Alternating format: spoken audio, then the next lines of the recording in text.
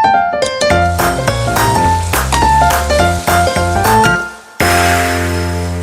semuanya, perkenalkan saya Eva Purantipasu dari Prodi Manajemen Universitas Mitra Bangsa.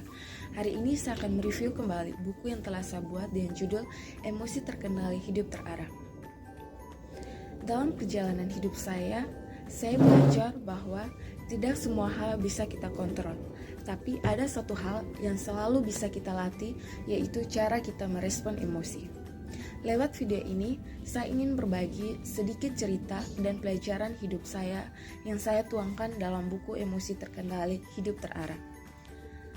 Semoga video ini bisa jadi cermin, pelita, atau sekedar pengingat bahwa kita semua punya kekuatan untuk hidup lebih damai dan lebih terarah. Yuk kita mulai. Hidup ini bukan soal bagaimana kita menghindari badai, tapi bagaimana kita bisa berdiri tenang di tengah-tengahnya. Dan salah satu badai dalam hidup adalah emosi kita sendiri. Pernah gak sih kalian merasa marah tanpa sebab, atau cemas sampai sesak napas, atau tersenyum padahal hati sedang lelah? Semua itu adalah emosi, dan disitulah kecerdasan emosional hadir. Dalam buku ini, saya belajar bahwa emosi bukan musuh yang harus ditaklukkan. Emosi adalah sahabat jika kita mau mengenalnya, bukan memusuhi, mengelola, bukan menekan. Kecerdasan emosional memiliki 5 pilar utama. Yang pertama, kesadaran diri, mengenali perasaan kita sendiri. Yang kedua itu pengendalian diri atau memilih respon bukan reaksi. Yang ketiga, motivasi atau tetap semangat dalam proses. Yang keempat, empati, merasakan apa yang orang lain rasakan. Dan yang kelima, keterampilan sosial, membangun hubungan yang sehat.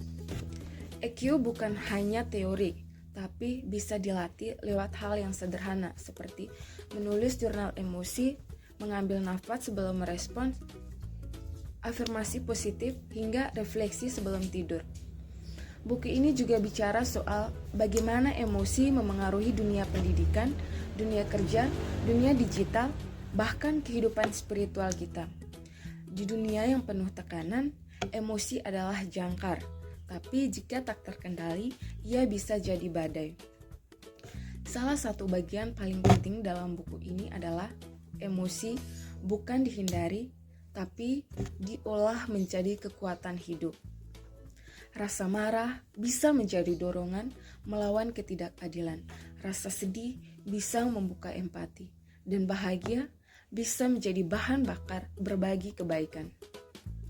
Kita diajak menyusun rencana aksi pribadi untuk melatih EQ secara nyata. Fokus pada satu emosi yang ingin dikelola. Terus yang kedua, praktik teknik seperti napas dalam atau mindfulness, refleksi mingguan, bergabung dengan komunitas positif, dan merayakan kemajuan kecil. Karena perubahan besar selalu dimulai dari langkah kecil.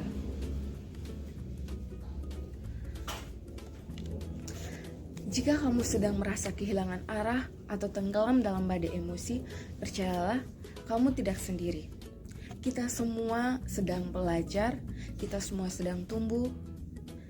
Kunci dari hidup yang lebih tenang bukanlah menghilangkan emosi, tapi berdamai dengannya. Jadikan setiap rasa sebagai pelajaran, bukan beban. Dan jangan lupa, orang yang kuat bukan yang tak pernah marah, tapi yang bisa mengelola kemarahannya dengan bijak. Jadilah pribadi yang lembut tapi kokoh, hangat tapi tegas, karena emosi yang terkendali bukan hanya membuat hidup kita lebih terarah, tapi juga memberi damai pada orang-orang di sekitar kita. Terima kasih sudah menyimak video saya. Semoga yang saya bagikan hari ini bisa menjadi cahaya kecil di hati teman-teman semua. Bye-bye dan sampai jumpa di video selanjutnya. Audio Jungle.